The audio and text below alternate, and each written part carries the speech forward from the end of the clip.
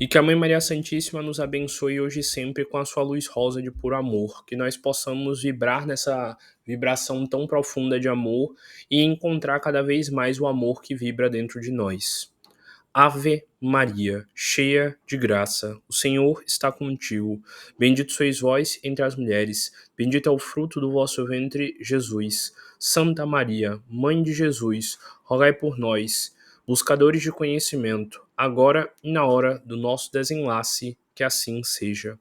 Boa noite a todos, sejam muito bem-vindos a mais uma reunião de estudo aqui do Centro Espírita Os Humildes de Jesus, e nós daremos continuidade hoje ao estudo do livro O Céu e o Inferno, tratando da parte dele onde se fala sobre o purgatório. Primeiro de tudo, a gente está aqui falando sobre o purgatório segundo a visão dos poetas Homero e Virgílio, e também a descrição de Fénelon sobre como era o purgatório segundo o paganismo, e o quadro de como era essa percepção, e depois a gente vai passar de novo para a visão do purgatório segundo o catolicismo, e por último, o purgatório segundo o próprio kardecismo. Como eu já venho trabalhando com vocês aqui há algumas semanas, vale relembrar que, segundo essa interpretação aqui, o purgatório ele seria muito mais parecido com um umbral do que o inferno. E eu expliquei bastante sobre isso, porque o purgatório seria um local entre o céu e o inferno, um local onde espíritos que não cometeram erros tão graves assim ficariam lá purgando. Purgar, como eu já expliquei, é uma palavra que dá a ideia de limpar, limpando os possíveis erros ou possíveis energias negativas de sua aura, para que assim ele alcance o novo patamar espiritualmente falando. Então, vale muito a pena a gente parar para refletir que o umbral também, de certa forma, é essa mesma coisa. É um local onde o espírito fica temporariamente para ele poder purgar também aquilo que ele fez de errado, e assim ele poder ir para uma colônia ou então reencarnar compulsoriamente e voltar ao ciclo de evolução e desenvolvimento. E como eu estava falando na semana passada, nós estamos aqui lendo um trecho de um poema que fala do rei Telêmaco, fala sobre como foi a chegada desse rei chamado Telêmaco ao purgatório pagão, no caso ao Hades, e também às profundezas do Tártaro, que é provavelmente para onde ele está se encaminhando. E também nesse trecho aqui, já teve aquele momento onde uma de suas antigas servas falou e confrontou ele, botando culpa nele em relação à forma com que ele tratava as pessoas enquanto era vivo. Mostrou também uma parte que falava sobre a vaidade dele, de se achar um deus na Terra. E também a gente estava parando aqui e encerrando a nossa reunião na semana passada, no trecho onde uma das servas, uma das pessoas que também ia passar por esse julgamento no purgatório, ela estava na frente de ser julgada, do nosso protagonista aqui desse poema, e essa pessoa ela foi condenada mesmo tendo sido uma boa pessoa. E ele ficou surpreso, como assim? Essa pessoa era boa, ela fez boas coisas na Terra. E aí o tal juiz que estava fazendo o julgamento deixou claro que tudo que ele fazia de bom não fazia genuinamente, fazia por ego, fazia por vaidade, para se mostrar bom e porque ele se achava superior aos outros. E que em nenhum momento ele fez verdadeiras, diríamos assim, entregas aos deuses, no caso de agradecer os deuses pela vida boa que ele tinha, de agradecer pelas oportunidades que teve e de como ele se sentia sozinho, um deus na Terra. Nesse momento do julgamento, os deuses deixaram ele sozinho para se virar. Afinal, se ele era um deus, ele saberia se virar sozinho nesse momento tão difícil e complicado. E aí, nesse trecho aqui, deixava bem claro o medo que ele estava sentindo, o peso que ele estava sentindo e toda a culpa que ele estava sentindo em perceber que a vaidade que ele teve durante toda a encarnação dele era a coisa que iria fazê-lo estar preso eternamente ao Tártaro, sofrendo sem parar. E aí Telêmaco fica nesse momento super sem saber como agir, afinal ele percebeu que ele também seria condenado e ele estava morrendo de medo disso. E é mais ou menos dessa parte aqui que a gente vai continuar hoje, que foi mais ou menos onde a gente parou na nossa reunião passada. Então vou voltar aqui a interpretar este poema e vamos lá viver essa aventura de continuar descendo ao purgatório. Finalmente reconheceu Telêmaco os reis condenados por abuso de poder. De um lado, vingadora Fúria apresentava-lhes um espelho a refletir a monstruosidade dos seus vícios. Então, o rei Telêmaco estava descendo cada vez mais no Hades, que, como eu falei para vocês, seria o reino dos mortos, o submundo, que lá dentro desse submundo tem os Campos Elíseos, que seria como se fosse o céu, e tem também o Tártaro, que seria como se fosse o inferno. E a gente está vendo aqui essa descida, essa passagem pelos caminhos, que seriam meio que o purgatório, que levam você ou ao céu ou ao inferno, lá do paganismo, de acordo com a sua maturidade e desenvolvimento. E agora Telêmaco ele está observando aqui no purgatório o destino de outros reis que tiveram reinados como o dele. Só que esses reis aqui foram reis que abusaram do poder que tinham. Então observe a reflexão que Telêmaco vai ter que passar sobre que tipo de rei ele foi e se ele foi um rei que abusou do poder.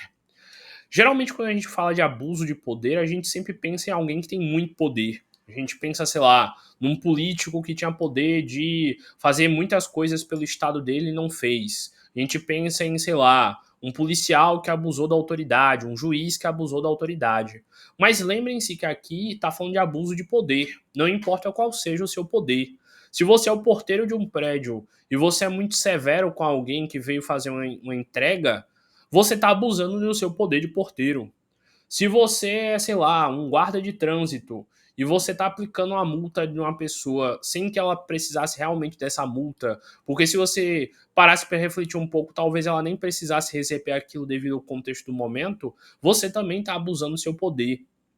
Se você é uma mãe e é muito severa na hora de punir seu filho por um erro que ele cometeu, você também está abusando de poder. Se você é um pai e passou das medidas e cometeu um erro com a sua filha, você também está abusando de poder. Então aqui abuso de poder pode ser interpretado de qualquer forma, mas obviamente no texto vai ser ressaltado um abuso de poder em relação a um rei, um legislador, em relação à realidade. Mas bora ver aqui o que, segundo o purgatório pagão, uma pessoa que abusou do poder sofre lá nas profundezas. De um lado, vingadora Fúria apresentava-lhe um espelho, a refletir a monstruosidade dos seus vícios. Fúrias, se eu não me engano, eram como se fossem demônios que viviam lá no submundo. E essa Fúria estar aí apresentando um espelho para ele é tipo um demônio cutucando a pessoa no inferno para ela se sentir culpada pela falha que cometeu. E aí tá dizendo aqui, ó. Ela, a Fúria, apresentava-lhe um espelho, a refletir a monstruosidade de seus vícios. Aí viam, sem poder desviar os olhos, a vaidade grosseira e ávida de ridículos louvores, a crueldade para com aqueles a quem deveria ter feito felizes. Então, bora lá. Esse rei, ele tá preso nesse tal purgatório, ele tá preso nesse tal inferno pagão. E ele tá tendo de ver todos os horrores que ele cometeu que o mantiveram preso nesse tal local sofrendo tanto. Então ele está tendo de rever e perceber tudo que ele poderia ter feito de certo e ele fez de errado, o que o condena a estar naquele momento de dor. Então, enquanto ele está lá sofrendo, ele ainda tem que ver o que ele fez de errado para ter que estar lá sofrendo. E aí começa dizendo o seguinte, que ele não podia desviar os olhos e tinha de ver a vaidade grosseira e ávida de ridículos louvores.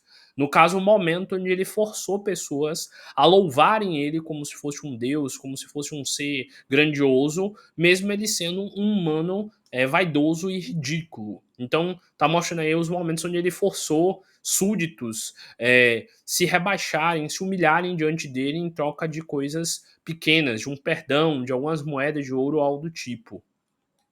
A crueldade para com aqueles a quem deveriam ter feito felizes. Então aí todos os momentos onde ele foi negligente. Sei lá, ele poderia ter construído um canal para que todos da cidade onde ele reinava tivessem acesso à água. E ele não fez isso. Então ele vai ver aí essas pessoas passando sede e morrendo de sede pela negligência dele.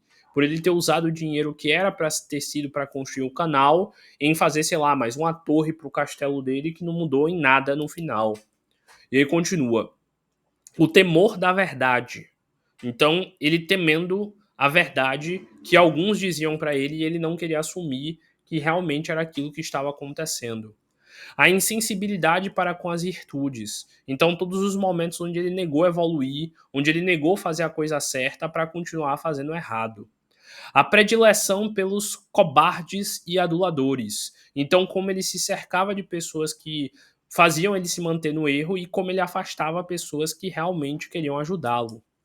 A falta de aplicação, a inércia, a indolência. No caso, todas as vezes que ele, por não tomar atitude, deixou outros sofrerem.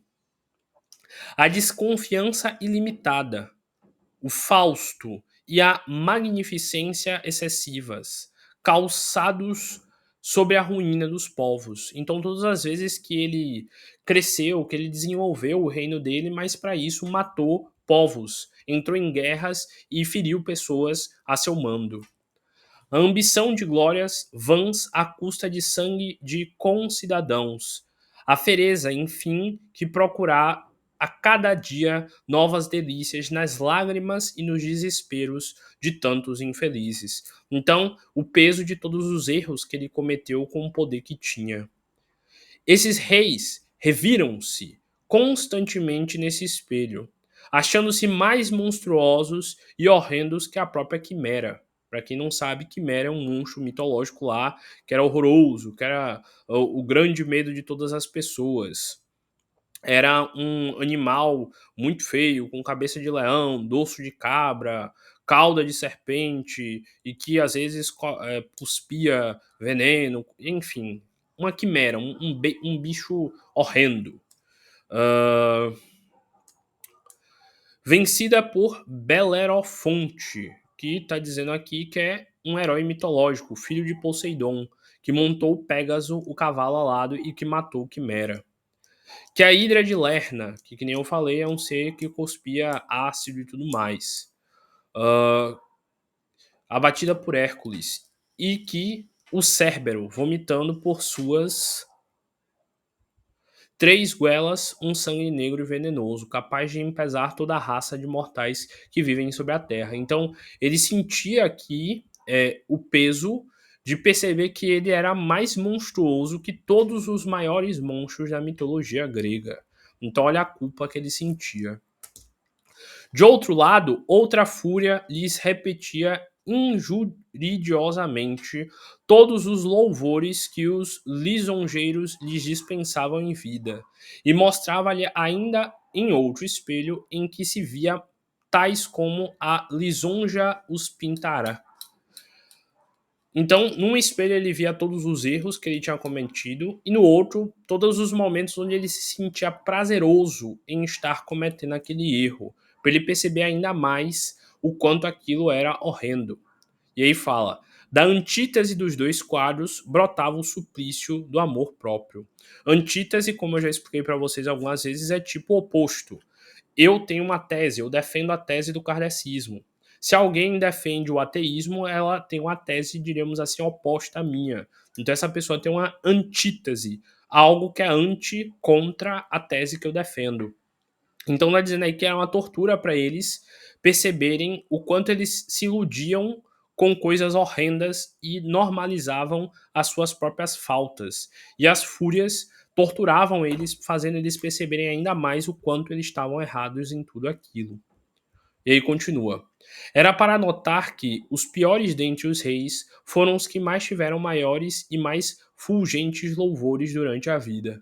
Por isso que os maus são mais temidos do que os bons, e exigem impudicamente, impúdico é covardemente, se eu não me engano, as vis adulações dos poetas e oradores do seu tempo. Então tá dizendo aí, ó, os reis que mais pediam e mais forçavam as pessoas a adorarem eles de uma forma messiânica, de uma forma como se eles fossem deuses, foram os que acabaram sendo mais negligentes com o povo e com as pessoas que mais o adulavam. E aí continua. Na profundeza dessas trevas, onde só insultos e escárnios padecem, ouve-lhes os gemidos agoniados. Então, enquanto eles iam tudo isso, eles sofriam brutalmente. Nada os cerca que os não repila, contradiga e confunda em contraste ao que suponham da vida, zombando dos homens, convicto de tudo que era feito para servi-los. Então mostra aí sobre como a culpa tomava eles, percebendo que no final eles passaram a vida inteira iludidos, só fazendo coisas ruins por eles mesmos e por todos que estavam ao redor. No Tártaro, o inferno deles, entregues a todos os caprichos dos servos escravos, estes lhes fazem provar, por sua vez, a mais cruel servidão. Então, lá no Tártaro, no inferno pagão, eles iriam continuar tendo servos, mas esses servos iriam ser o tempo inteiro cruéis com eles, assim como eles eram cruéis com os servos. Humilhados dolorosamente, não lhe resta esperança alguma de modificar ou abrandar o cativeiro. Qual bigorna sobre as marteladas dos cíclopes, quando Vulcano os acoroçoa nas fornalhas incandescentes do monte Etna. Assim, permanecem mercê das pancadas desses escravos transformados em verdugos. Então, tá dizendo aí que esses reis sofriam como se fossem as marteladas dos ciclopes, que eram os grandes ferreiros, os grandes forjadores lá da mitologia grega. Então eles tomavam marretada o tempo inteiro. E eles eram o tempo inteiro torturados por esses antigos servos, agora como verdugos para eles. Verdugo era o nome dado àquele cara que segurava a espada para cortar a cabeça do cara lá na guilhotina e tal. São aqueles que torturam aquele ladrão, aquele que errou até a morte. Aí viu Telêmaco pálidos semblantes, hediondos e consternados.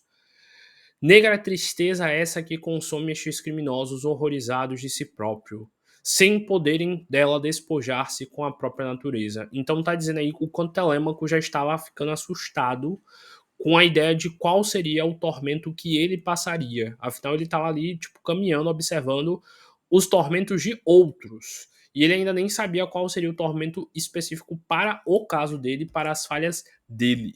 E aí continua. Não tem outro castigo às suas faltas que não as mesmas faltas.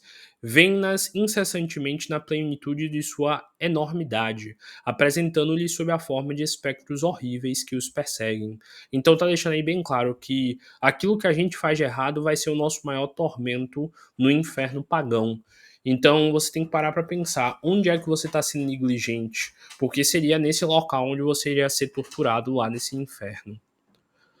Procurando eximir-se a essa perseguição, buscavam morte mais potente do que as que separou do corpo. Então eles queriam tentar morrer para poder se libertar daquela dor, e eles percebiam que não tinha como morrer de novo, já que eles já estavam mortos no submundo. Desesperados, invocavam a morte capaz de extinguir-lhe a consciência. Eles queriam morrer de verdade, morrer de uma forma que eles não tivessem mais de sofrer, onde eles não tivessem mais de existir e onde eles não tivessem mais o peso dos erros que cometeram.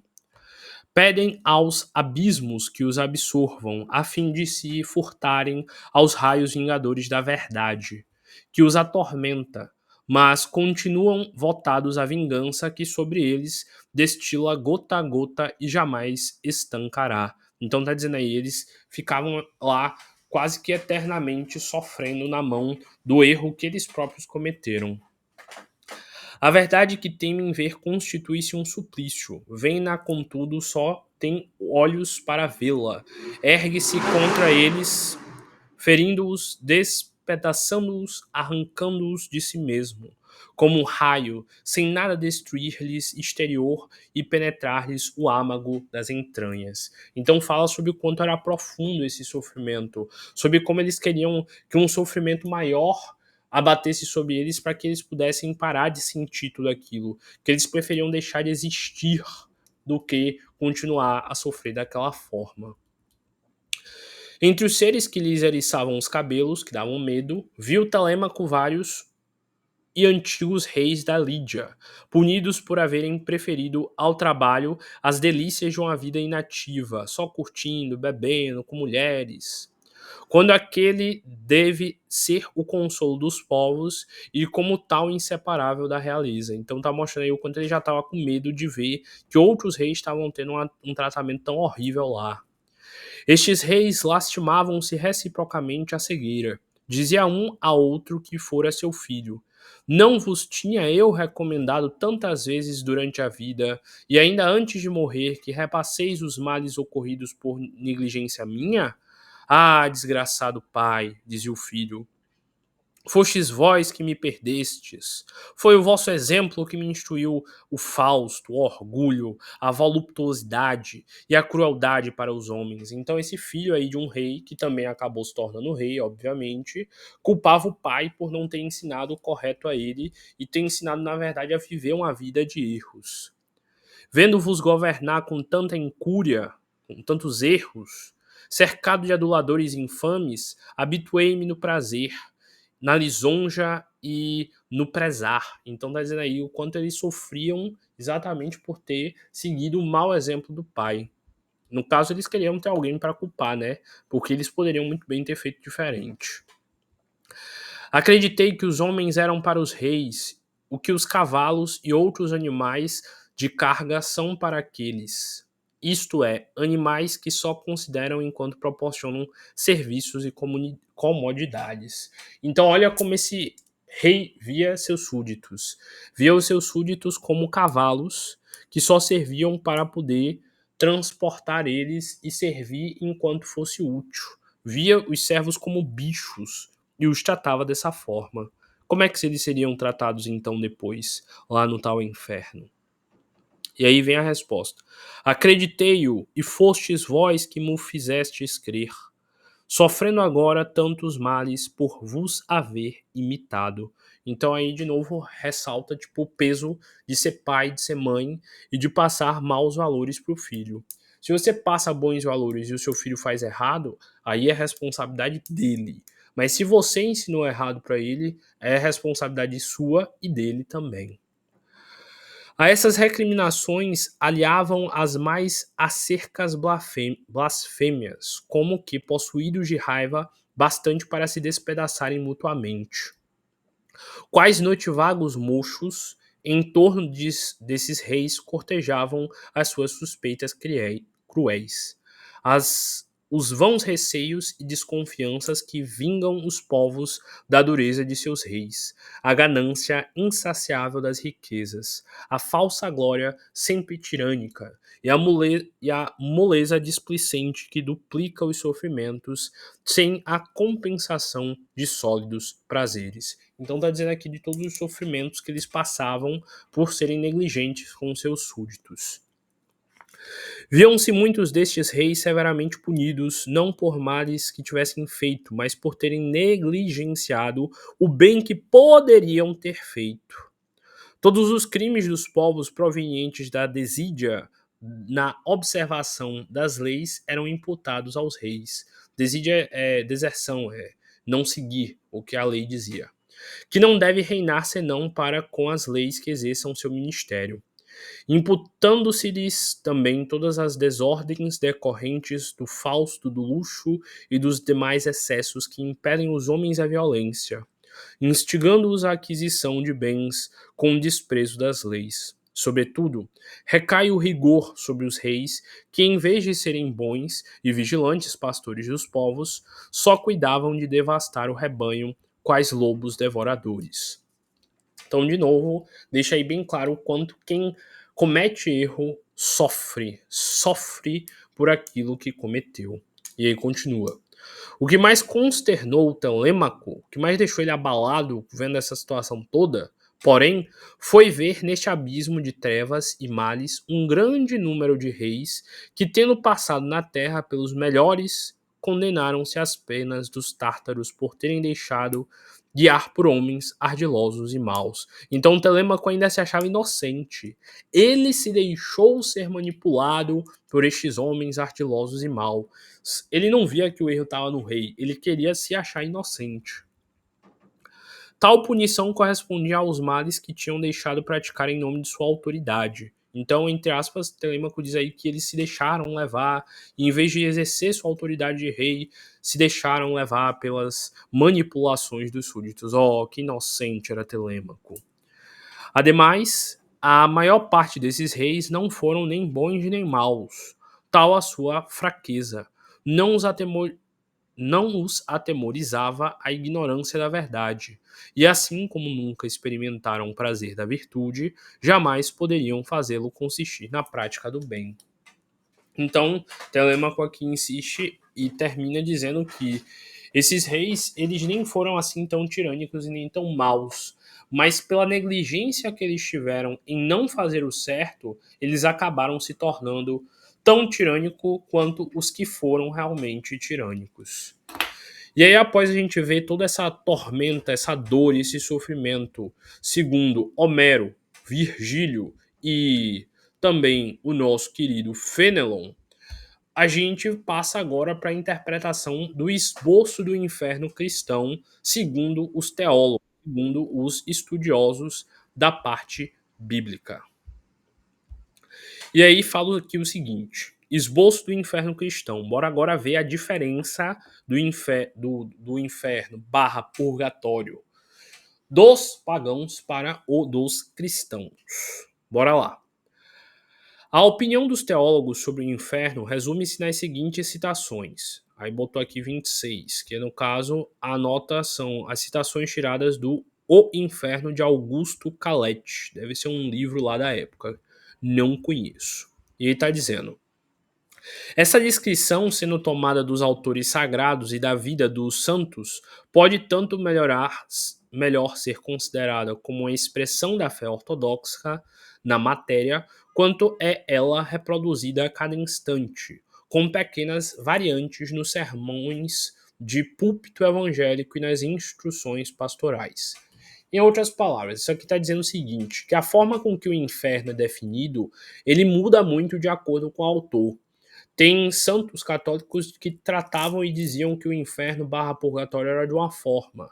Tinham bispos que diziam que era de outra. Tinham os pastores protestantes, lá do protestantismo, que interpretavam de outra forma. E então tá dizendo aqui, que Kardec está dizendo aqui que ele vai tentar dar uma forma geral de interpretação do que é o inferno, segundo meio que uma mistureba disso tudo.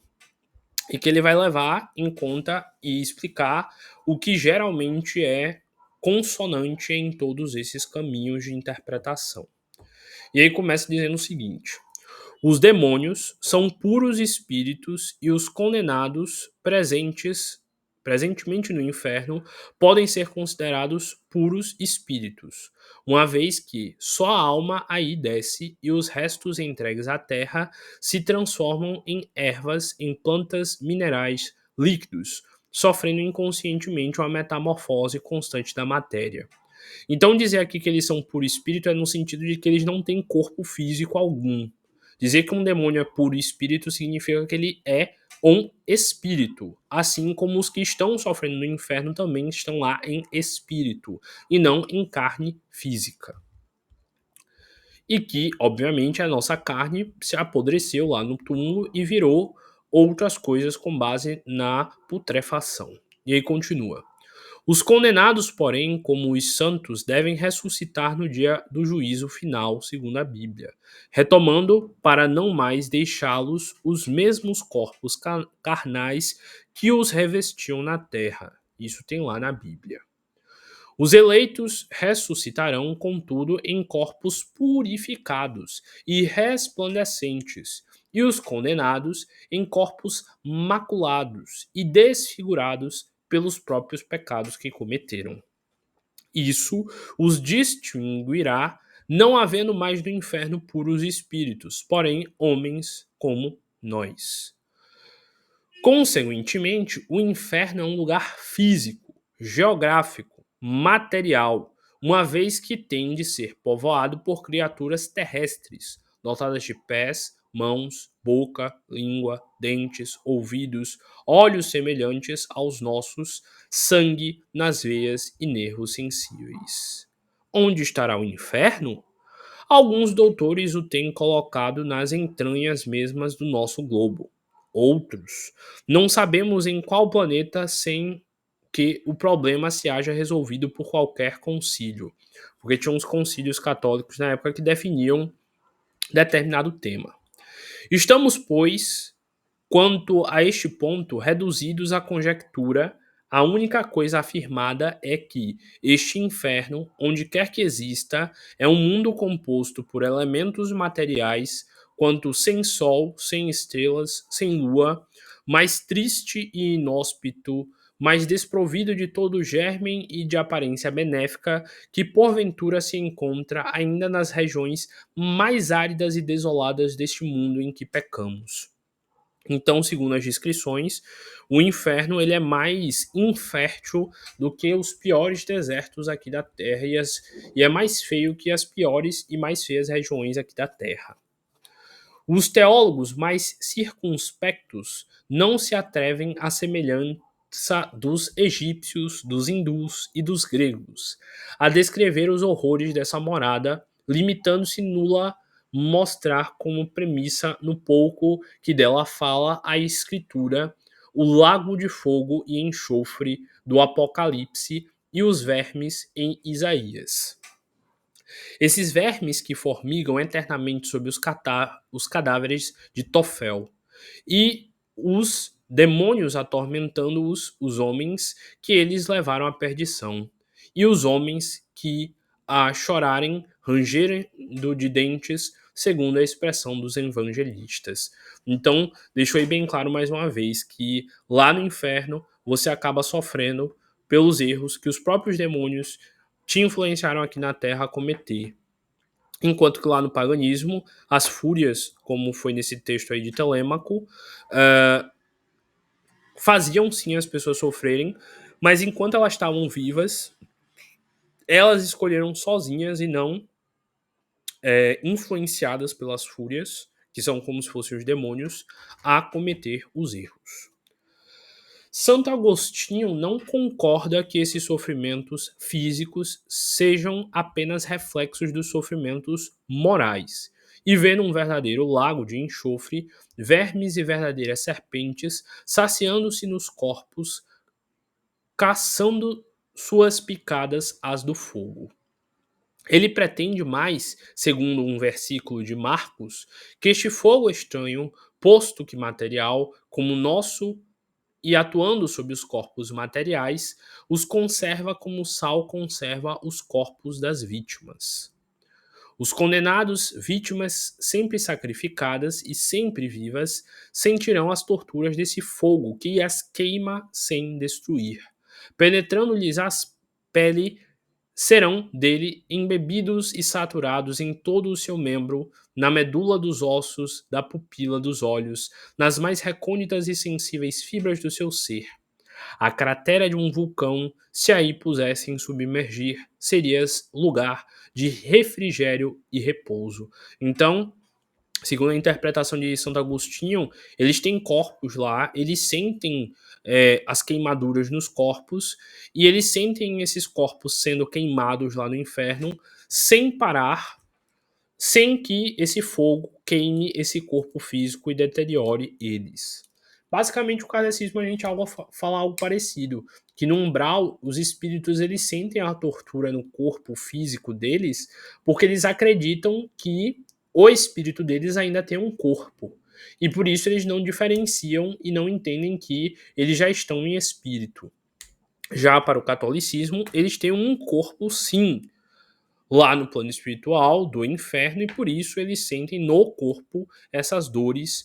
E ainda termina aqui Santo Agostinho dizendo que Para eles, se jogar numa cratera de um vulcão aqui na Terra seria refrigerante e repousante perante o horror que é estar sendo queimado pelo fogo do inferno. E aí continua. Assim falam com toda a segurança os teólogos mais tímidos, discretos e comedidos. Não negam que haja no inferno outros suplícios do corpo, mas dizem que, para afirmá-lo, lhes falta suficiente conhecimento, pelo menos tão positivo, como o que lhes foi dado sobre o suplício horrível do fogo e dos vermes. Então, deixei bem claro que o que está mais nítido escrito lá na Bíblia, em Apocalipse, e também nessa parte aí de Isaías, é essa parte do fogo, dos vermes e dos suplícios, mas não tem outros textos que deixem claro o que realmente se passa lá. Há, contudo, teólogos mais ousados ou mais esclarecidos que dão do inferno descrições mais minuciosas, variadas e completas. E conquanto se não saiba em lugar do espaço, está situado esse inferno a santos que o viram. Eles não foram lá nem a lira na mão como Orfeu, de espada em punho como Ulisses, mas transportados em espírito. Desse número é Santa Teresa. Dir-se-ia pela narrativa de Santa que há uma cidade no inferno. Então a Santa Teresa, que foi uma das santas católicas, que é uma das santas católicas, contou em vida que uma vez ela foi ao inferno em espírito. E essa é uma das narrativas que ela dá. Ela aí viu pelo menos uma espécie de viela comprida e estreita, com essas que abundam em velhas cidades, e percorreu horrorizada, caminhando sob lodosos e fétidos terrenos no qual pululavam monstruosos répteis. Foi, porém, detida em sua marcha por uma muralha que interceptava a viela, em cuja muralha havia um nicho, onde se obrigou, aliás, sem poder explicar a ocorrência, onde ela se abrigou nesse nicho na muralha, nessa caverninha dentro da muralha. Era, diz ela, o lugar que destinavam que se abusassem em vida dos desgraçados concedidos por Deus em sua cela de Ávila. Então tá dizendo aí que ela viu as pessoas sofrendo no inferno pelos erros que cometeram. Apesar da facilidade maravilhosa que tivera em penetrar esse nicho, não podia sentar-se ou deitar-se nem manter-se em pé, tampouco podia sair. Não tem sentido nenhum, mas tudo bem. Essas paredes horríveis, abaixando-se sobre ela, envolviam-na e apertavam-na, como se fossem animadas de um movimento próprio. Parecia-lhe que a afogavam, estrangulando-a, ao mesmo tempo que as esfolavam e retalhavam em pedaços. Ao sentir-se queimar-se, experimentou igualmente toda a sorte de angústia. Basicamente o que dá a entender aqui é que Santa Teresa era uma médium e ela foi visitar alguma área do umbral e ela definiu isso daí como o inferno. E aí continua. Sem esperanças de socorro, tudo era trevas em torno de si, posto que através dessas trevas percebesse, não sem pavor, a hedionda viela em que se achava, com a sua imunda vizinhança. Este espetáculo era-lhe tão intolerável quanto os apertos mesmos da prisão em que estava. Esse não era, sem dúvida, mais do que um pequeno recanto do inferno. Outros viajantes espirituais foram mais favorecidos, pois viram grandes cidades do inferno, quais enormes braseiros, como Babilônia, Nínive e a própria Roma, com seus palácios e templos abrasados, acorrentados a todos os habitantes.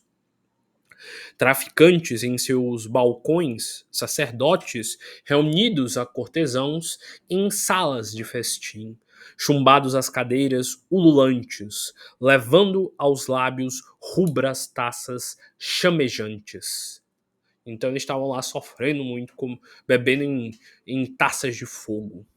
Criados genuflexos em ferventes cloacas, braços distendidos e príncipes de cujas mãos escorriam lava devorada e ouro derretido.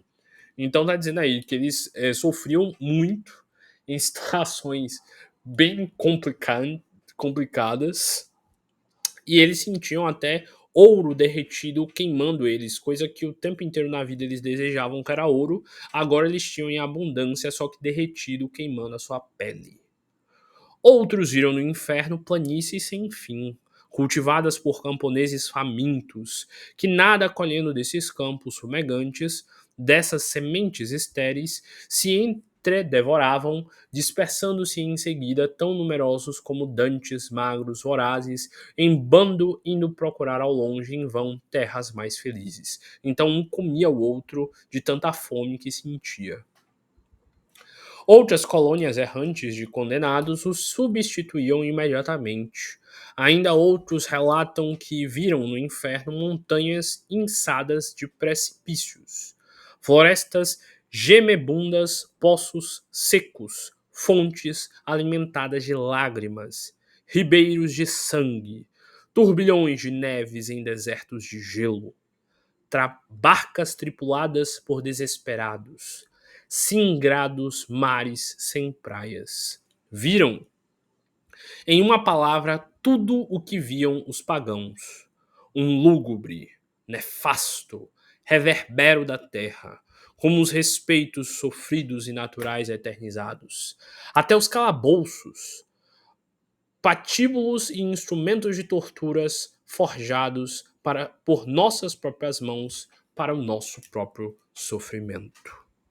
Ah, com efeito, demônios que, para melhor atormentarem os homens em seus corpos, tomam corpos. Uns têm asas de morcego, cornos, chifres, couraças de escama, patas aramadas de garras, dentes agudos, apresentando-se-nos armados de espadas, tenazes pinças, serras, grelhas, foles, tudo ardente, não exercendo outro ofício por toda a eternidade em relação à carne humana, que não o de carniceiros e cozinheiros.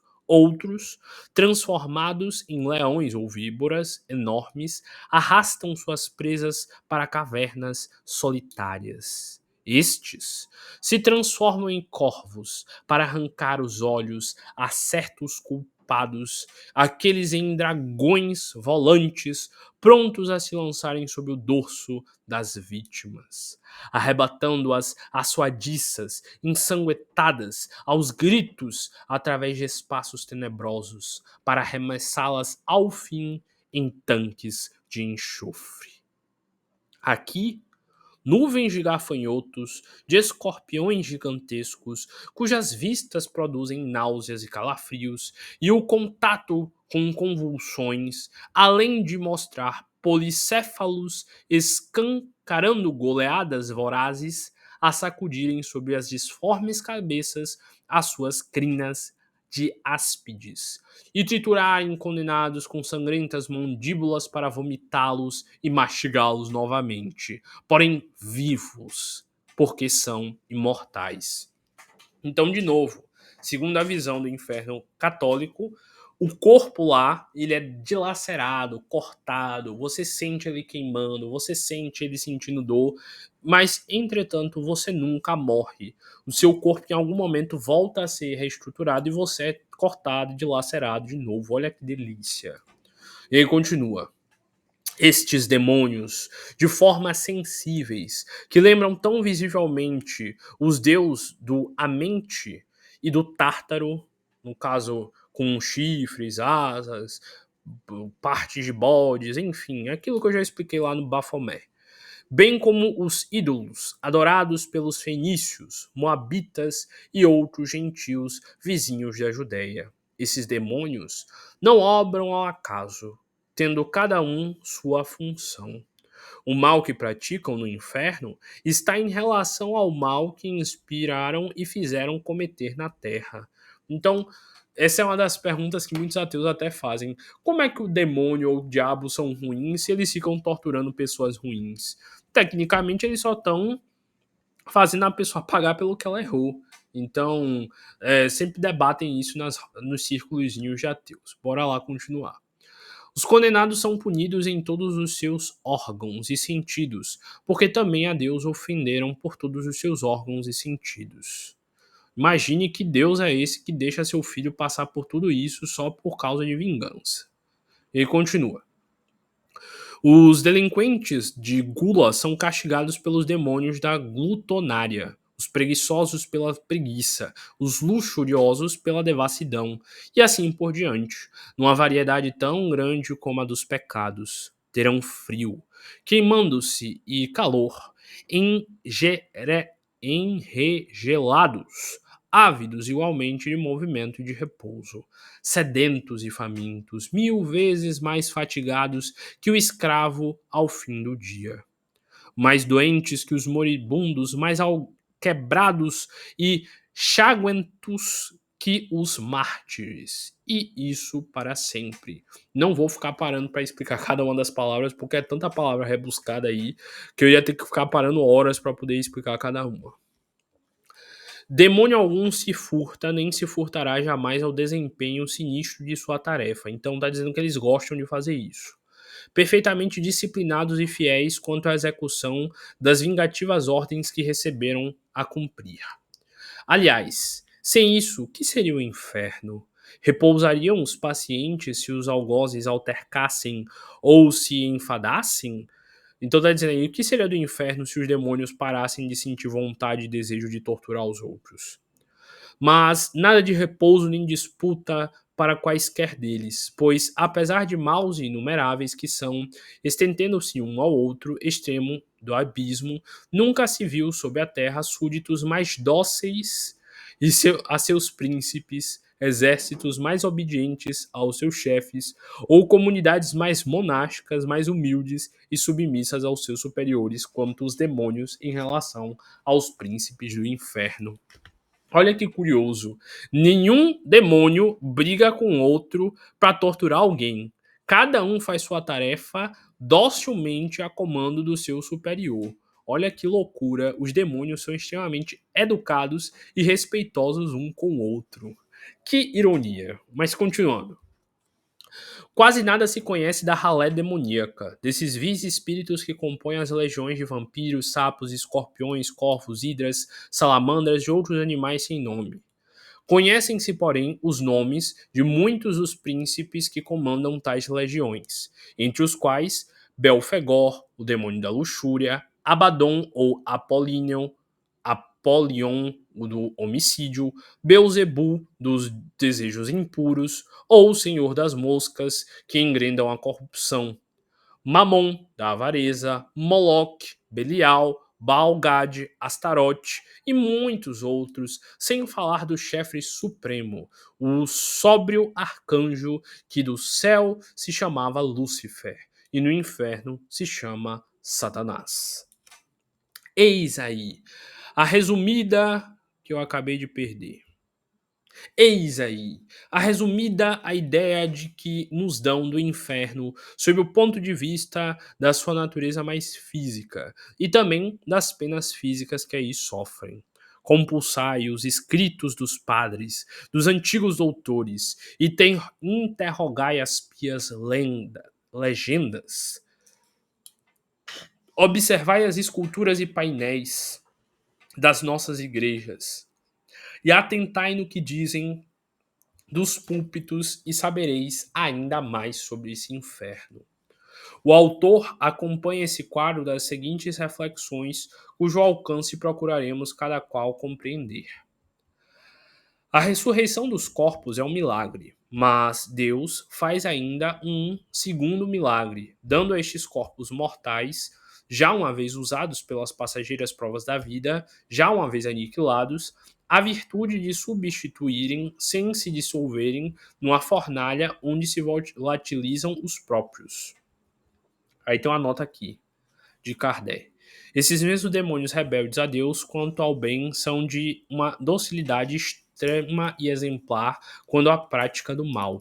Nenhum se esquiva ou se afrouxa durante a eternidade de tormentos que deve realizar. Que singular metamorfose em quem fora criado puro e perfeito como os anjos. Não é de pasmar vê-los dar exemplos de harmonia, de concórdia inalterável, quanto os homens sequer não sabem dizer em paz na terra, antes de lançarem mutuamente. Vendo-se o seguinte, requinte dos castigos reservados aos condenados, e comparando sua situação às dos demônios, é caso de perguntar quais os mais dignos das lástimas, se as vítimas ou os algozes. Para quem não sabe, conta a história que quando Lúcifer foi expulso do inferno, muitos anjos seguiram, expulso do céu, muitos anjos seguiram junto a ele.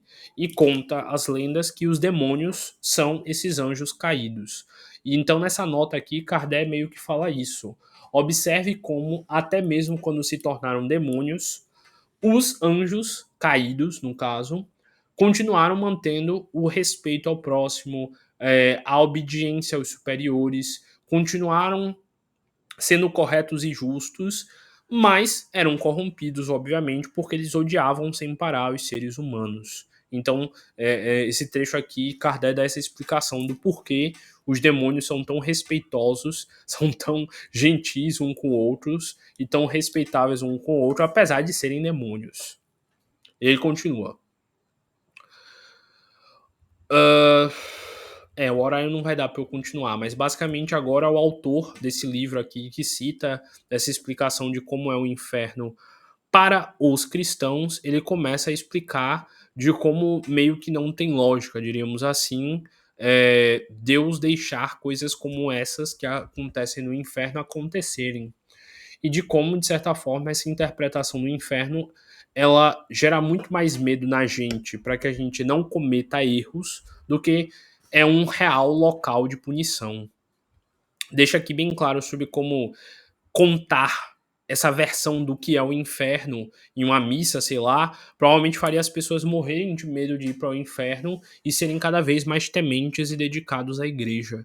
E de como isso daí foi uma grande ferramenta de manipulação, que é o que eu já estou trabalhando aqui, explicando a vocês há várias reuniões.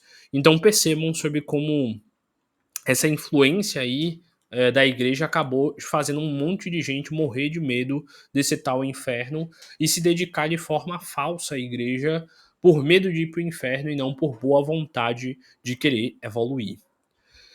Sendo assim, eu espero que vocês entendam e reflitam com isso tudo aqui que foi ensinado, que vocês encontrem a forma certa de vocês professarem e viverem as suas fés e que vocês tenham boa vontade de serem bons, não por medo de ir para o inferno, mas sim porque genuinamente vocês querem ser bons.